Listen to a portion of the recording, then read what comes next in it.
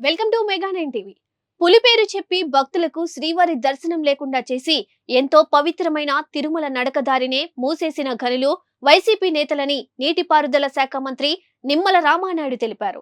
ప్రజల దర్శనానికి కోసం ప్రత్యేకమైన ఏర్పాట్లు చేయాల్సిన టీటీడీ నడకదారినే మూసివేయడం ఎంతవరకు సబబని ఆయన ప్రశ్నించారు.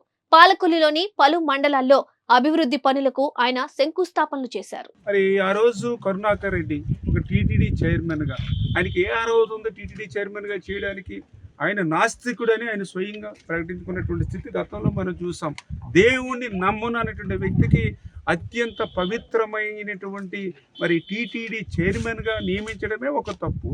ఆ టీటీడీగా చైర్మన్గా నియమించినటువంటి ఆ యొక్క ఎవరైతే కరుణాకర్ రెడ్డి చైర్మన్గా ఉన్నప్పుడు జరిగినటువంటి అవినీతి అంతా ఇంత కాదు. ఏదైతే సాక్షాత్తు గోశాలలో ఉండేటువంటి గోవులకు పెట్టేటువంటి దానా కూడా పురుగులు పట్టినటువంటి దానాను మీరు ఆ రోజు సరఫరా చేసినటువంటి పరిస్థితి, దుస్థితి ఆ రోజు చూసినటువంటి పరిస్థితి. మీరు ఆ రోజు చైర్మన్గా ఉండగానే అత్యంత పవిత్రమైనటువంటి నెయ్యి ఏదైతే ఉందో అది కూడా కల్తీకి గురైనటువంటి పరిస్థితి.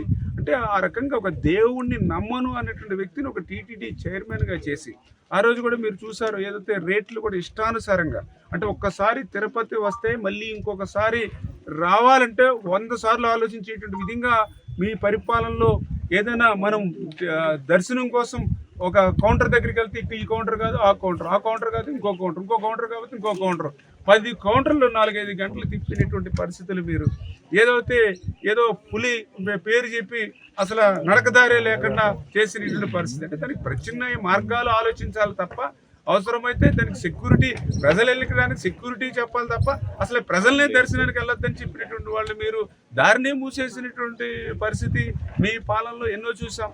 వాటర్ బాటిల్ 20 రూపాయలు ఉంటే దాన్ని 80 రూపాయలు చేశారు. ఇంకా సాక్షాత్తు ఏదైతే అన్నదానం, సాక్షాత్తు తిరుమల కొండ మీద ఎంతో పవిత్రమైన అన్నదానం ఆ రోజు మీరు కూడా మీడియాలో చూశారు. ఏదైతే తినలేక ఉడకని అన్నం పెడితే తినలేక విస్తరలు మరి మూసేసినటువంటి పరిస్థితి నేను కాదు, స్వయంగా మీ మీడియాలోనే మనం చూసినటువంటి పరిస్థితి. అంటే అటువంటి దుర్మార్గంగా ఆ రోజు మీరు తిరుమల దేవస్థానానికి టీటీడీ చైర్మన్ ఒక నాస్తికుడిని పెట్టి, నాస్తికుడు కూడా వాళ్ళ అమ్మాయి పెళ్లి ఏ సాంప్రదాయంలో చేశాడు వాళ్ళ అమ్మాయి పెళ్లి మీరందరూ కూడా చూశారు మీడియాలో.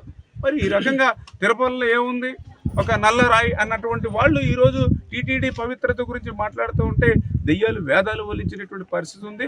ప్రజలందరూ కూడా అర్థం చేసుకుంటూ ఉన్నారు.